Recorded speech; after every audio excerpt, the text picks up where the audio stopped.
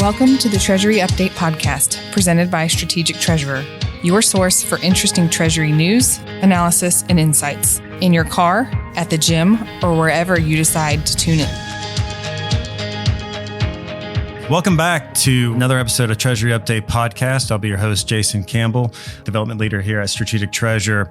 On this series here, we're going to continue forward talking about what it's like to becoming a treasurer. So really excited. We had a great first episode talking about FP&A and looking forward to this one talking about controllers in this Language of Finance series. Joining me today is our managing partner, Craig Jeffery at Strategic Treasurer. Craig, thank you so much for joining today. Jason, it is good to be here. I don't know that I had a choice. I think you made me come here to do this, but no, it's a good topic. I do like this series on becoming a treasurer, and it's amazing how many good comments we get from people that are treasurers, but also people that are trying to become treasurers or are on the pathway to become treasurers.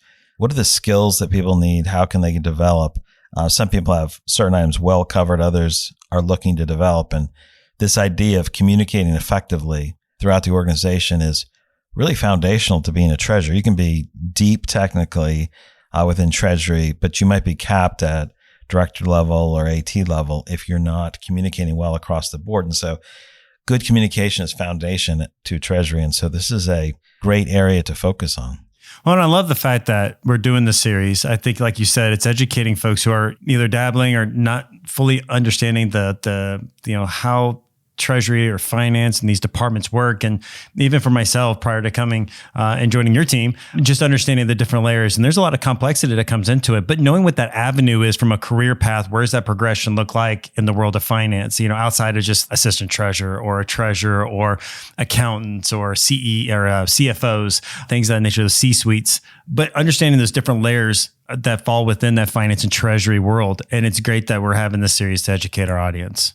And so I want to kick off. I know the first episode, we talked a lot about that financial planning and analysis role, and really kind of turning gears just a little bit as we talked about the universe in our last one. And we talked about every function has this different world as part of this galaxy. So let's go and talk about this controller world. What is the purpose of the Languages of Finance subseries? The reason we have this particular subseries, I said a little bit on the intro, but the reason we have this is to help people communicate well. Effective communication is vital for the organization, particularly at the top of the house. And anybody who's a treasurer looking to become a treasurer needs to communicate very well. The other reason why this is so important is if we don't understand the language that other people use, we don't understand what they're doing. And there's two ditches we want to avoid, two ditches, one on each side of the road. One is we don't understand another area. We don't understand the language. We don't care. And therefore, we think it's so simple. It doesn't need to be understood well. And so we're off in a ditch over there because we haven't taken the time to know. The other ditch is we think it's, mystical, beyond understanding. And so it's something that can't be decrypted. Either of those, both of those are not great options because we need to know how to communicate. Even if we don't have we can only go 2 or 3 levels deep on an area, we still should understand how others are understanding their role in the organization because we can't communicate effectively. It doesn't take that much effort to know an area 2 or 3 levels down. Now, getting down 4 or 5 levels, you may never get there, but understanding the other area is right. And that's how we can drive down, let's say, the middle of the road without falling off into either ditch. I think that's one key component. And this idea of communicating effectively, there's a couple areas. You probably know the general phrase, like people don't care how much you know until they know how much you care, right? And that's kind of like this general thing of like, are you concerned or are you just asking questions? I think we all know that, right? That's a great poster to stick on a wall, right? To feel good. But there's an element of people won't communicate well with you if you don't take the time to know what their business is or what they're doing because you don't understand what they're saying and you don't make the effort to understand what they're saying. So understanding the language means I have to get a rudimentary knowledge. I have to get like a traveler's version of the controller language or a traveler's version of FP&A or traveler's version of Treasury. So I can find my way around. Like where is the restroom? Where's the where's the water closet? Where can I get food? Or how much is it? Is there a taxi stand here? Whatever those questions are and the phrases you need to know to travel globally you need to know that to travel in your business. So it's good communication requires understanding the other's terms and their key drivers. You brought up some good point. It's always good to go back and revisit. We talk about effective communication, and it's one of those topics that as it refreshes in your mind, it kind of also helps you kind of look inside and says, in order to be, a great communicator, right, you have to be a great listener. Sometimes it just come out, sometimes folks just want to talk and get their point out without seeking to understand or listening for others and to ensure alignment or fill in the gaps. And like I said, it's investing into somebody else, just like in a normal conversation, right? And effective communication is also important to have a strong bridge and a strong relationship with folks around you. Because as you said, that shows that you care, you're vested into it. And I think it's always great to bring that back up, as you just mentioned, especially as we're talking about languages of finance. So how is the language of controller different from treasury? My formal training was in accounting. And I just remember, we always talked about accounting is the language of finance. It's the language. And I guess as I've continued in my career, I think I understand the language of finance is different. The language of finance is finance. It's more treasury and finance oriented than it is the language of financial reporting. And the language of accounting is the language of financial reporting. There's a focus there on detection of any problems in the system that your financial reporting process will be able to identify, detect, and capture information so that it can discover problems as they occur and correct them, or there's an adequate audit trail. So it is clearly the language of financial reporting. And then there's the language of finance, which tends to be more, I'll say, forward-looking versus backward-looking. And that sounds negative, but there's financial reporting is what has happened.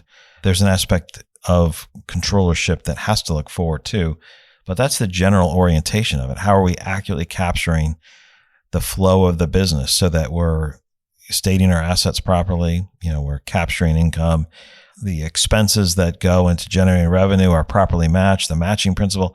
All of those are awesome principles of financial reporting and accounting, but those differ from some of the other principles and language that exist for treasury and other parts of finance. Just understanding that is really vital. Now, everybody will think that whatever they're doing is the proper best language. But the reality is there's different languages, and we need to understand how they're used and where they're used. And so some of those terms and concepts, and we've done some podcasts, it might be a really long time ago, where we talked about some of these differences. And I'll use some of the terms. There's cash is a term that's actually quite different. It's used differently. There's different standards that are used, generally accepted accounting principles versus, which is a discipline in financial reporting, versus standards of good corporate conduct or commercially reasonable procedures, things that treasury groups tend to use. Working capital is another term that is very different from what bankers and accountants will use versus someone working on the efficiency of the cash conversion cycle. So very, very different terms there. We can also look at the emphasis on controls, preventative controls, stopping something from happening is massively important in treasury because they're moving huge sums of funds on a daily, almost immediate basis.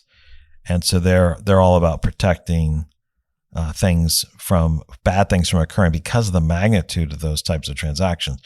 Whereas the orientation, there's a big orientation on detective controls in controllership responsibility because usually they're doing high volume, low value.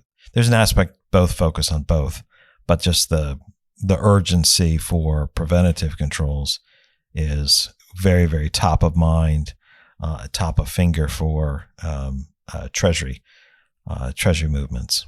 Because I think of controller, I think of that voice in the back of the head, like in movies and those sci-fi movies that say, you cannot go past this point without something, so as you're talking about, that control, that, detecting and preventing, that's what I'm thinking, that gatekeeper, from the Oz, what is the Wizard of Oz or whatever, that voice in my head when you were talking about this, just what popped up. Not that it's related to anything dealing with treasury like that. But that's just what was it. But that's what was coming through. So isn't that Lord of the Rings? You shall not pass. It could be Lord of the Rings. It could be. It might be. I don't know. Well, and there's a bunch of you shall not pass. So it's like everyone's familiar with double entry accounting, or we sometimes refer to triangulated accounting. But this idea that these things have to balance. Every transaction have to balance. They have to flow through. there's certain things when you recognize revenue, or there's a number of great rules that help us have accurate financial statements. So if we don't have accurate financial statements, where does investment go in a society of capitalism, right? You have to have fair financial statements. If you don't have that, you break capitalism, because nobody's going to invest in these areas if it's not fair. And so that's vital for the ongoing vibrancy of capital organizations, where people put their funds. So you shall not do certain things. You shall not recognize revenue too early. There's reasons for that. There's good reasons for that. Different, you shall not lose money. You shall not leave your cash unprotected. Those are some of the key principles. On the Treasury side, there's a lot of really good principles and standards in both areas. And I will say that from the accounting side, those principles and standards have been more well-defined and formulated. It's a larger discipline. There's a lot more people in accounting than there are in Treasury, for example. And so they point to, generally accepted accounting principles, different rules and standards that they have and that they're just generally accepted. It's almost a shortcut. You're like, we have to do this. Why? Well, that's reasonable. We couldn't do it any other way. It's almost like bizarre that you would say anything different. And in Treasury, sometimes there's a lack of a body of standards that everyone points to and defends them, saying, hey, if we have this, these 5 things have to take place. It's unreasonable. It's not a commercially reasonable standard. It's not a standard of good corporate conduct if we're not doing these things. Yeah, and it's funny you're talking about accounting, and I remember going through school and taking accounting and GAAP. Everything was GAAP. So, but as again, you said that was the scope. That was the sandbox you played in, especially as it comes to accounting. Like you mentioned, having accurate financial statements and making sure that everything is presented to your shareholders and your investors, whoever. Like you've got to make sure all that's accurate and safeguarded. So, I totally can see where that, again, detective and preventative comes into play. So what are the problems with misunderstanding each other between the controller and Treasury? When we think about how we design processes, how we set up our banking structure, all of those, let's say there's misunderstanding between the two groups. And if I'm the treasurer and I want to design my banking structure, I'm like, let's set it up this way. This is the best use of cash, the best cash management principles. I can collect my funds very quickly, rapidly. I can see the distinction between collection, disbursements. I can spot fraud, and I set things up.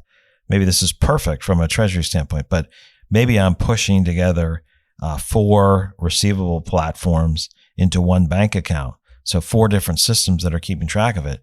Well, it's great. I have less bank accounts. It's simple for Treasury, but now I may have broken 4 different receivable systems because now 4 different companies are having all their deposits sent into the same account. Whose is this? Okay, that's yours. That's mine. Now there's this whole decision matrix that has to be put in place to resolve the issue. Great for Treasury, but I broke accounting. You can't break accounting if you're a Treasury. It's not just a no-no.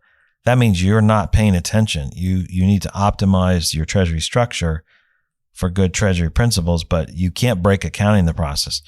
The other side is where accounting or the controllership may have too much controller power, and they're like, no, we need to do things this way, and we'll decide how the banking structure needs to be set up. And it becomes extremely inefficient because they're saying, here's what needs to be done, because they're thinking, I think about accounting first. That's the first, second, and last item, and I've designed it a certain way. Now I've made it so I've broken or made my cash management, my banking structure very inefficient.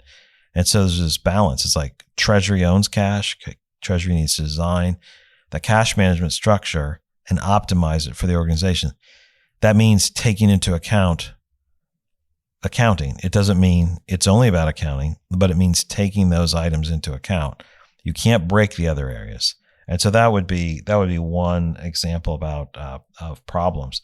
The other area where there's problems with misunderstanding has to do with the area of risk management. Now, this is kind of a lot for a foundational class, and I haven't thought through all the items about what I wanted to say. Not a class, a podcast, right?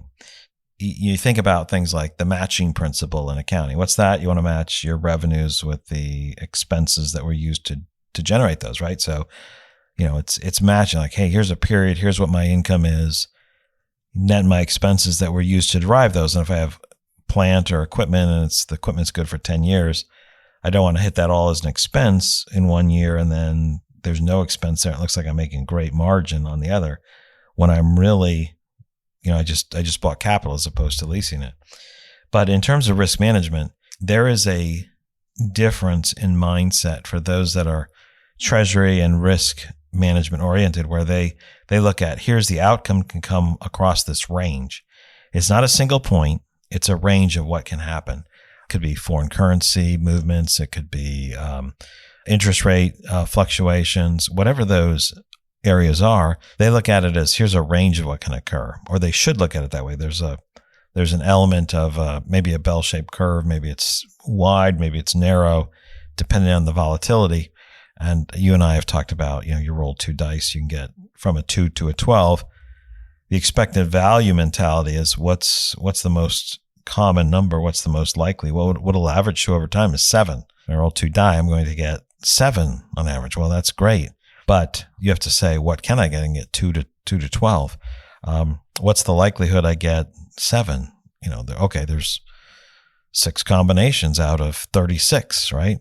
That you can get 7.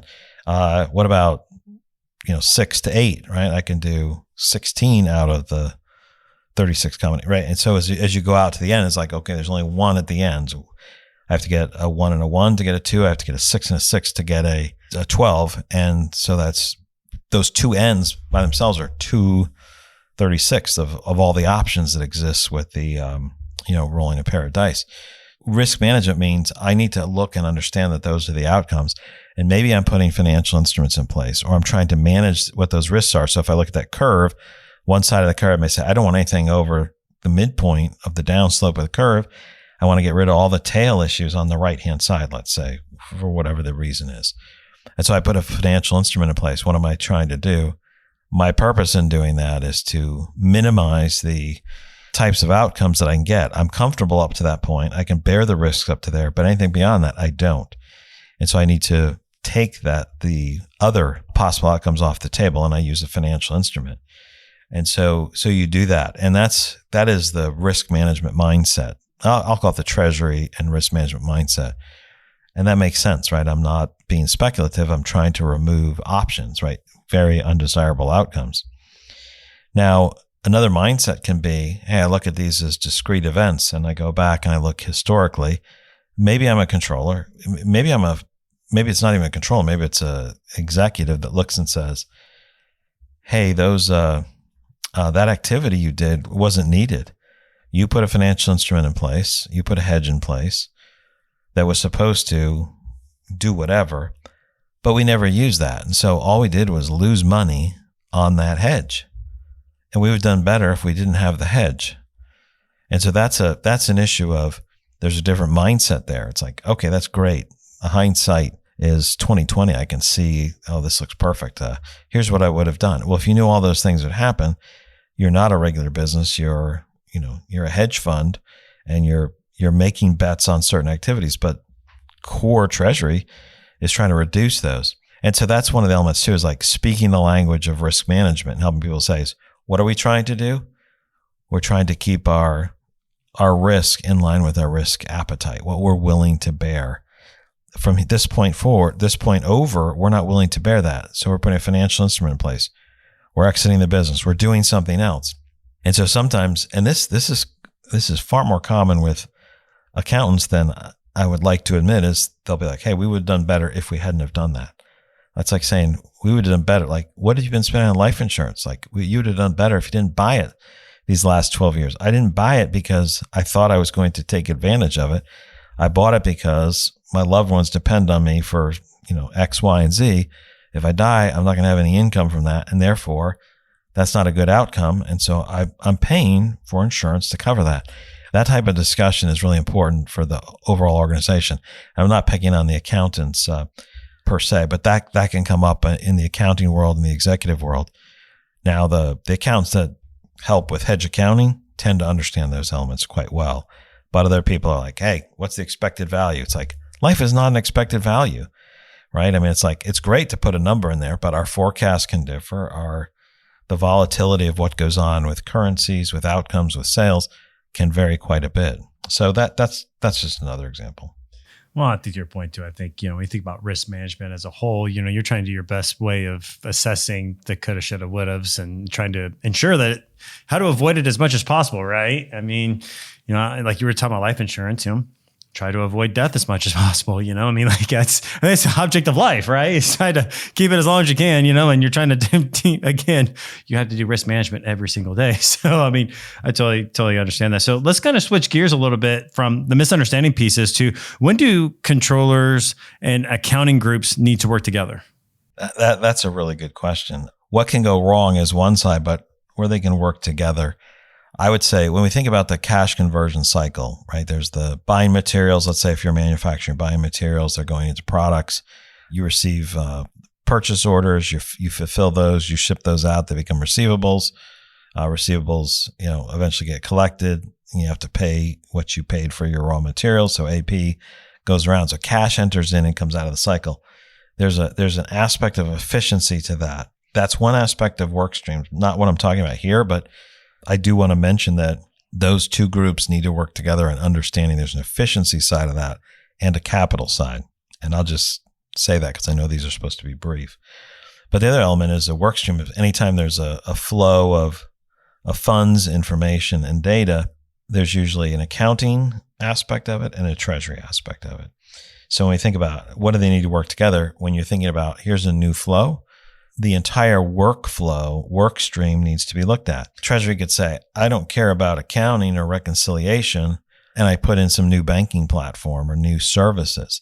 We'll get them involved after the end of the month when they care about doing their reconciliation. That's a wrong way to go. Same thing. It's like, okay, accounting has to work this way, very difficult way to do it. And we don't care about treasury because we're accounting. This idea of here's a workflow, and I take an end-to-end view. I recognize there's a way of how cash flows through the banking system, how it hits our different systems, how reconciliation needs to occur. So both parties need to understand that there's a discipline, let's say for accounting or reconciliation, that timing matters. Fractionalized payments matters. Like, we're doing card, we're accepting card. Well, it's going to be done on a net basis as opposed to a gross, and then fees are taken out of it. Okay. So now I've got a net basis, and so the fees aren't showing up in the banking system, and maybe the other fees are showing up in in the card processing system. They still have to reconcile those. So you don't want to design it in a way that's going to be almost impossible to reconcile properly. And so when we think about a work stream, it's saying, how can I look at this comprehensively? Both sides of the equation. It's like, okay, treasury to me, it doesn't matter in treasury if I get the net or the gross amount. If I get a net amount, I don't have to worry about the fees. It's less transactions. If I get a gross, then there's other fees. Cash flow looks the same, but I may have broken what happened on the other side. And so when I think about work streams, they work together. They can make sure that the accounting is designed properly. The flow through the bank accounts are designed properly, and that can lead to efficiency and control. And efficiency and control matter to both of them. Control from a accurate reporting standpoint, and control, the better things are controlled, even from a reconciliation standpoint, the less likely that fraud will be able to happen and stay undetected. So both of those matter to the two parties quite well. So work streams, reconciliation, those are some of the big ones there. Okay, I think our listeners would definitely appreciate this episode as well, as we really kind of dived into that language of finance around controllers. So thank you so much for joining us today. We really do greatly appreciate your words of wisdom today. You've reached the end of another episode of the Treasury Update podcast. Be sure to follow Strategic Treasurer on LinkedIn. Just search for Strategic Treasurer. This podcast is provided for informational purposes only, and statements made by Strategic Treasurer LLC on this podcast are not intended as legal, business, consulting, or tax advice. For more information, visit and bookmark strategictreasurer.com.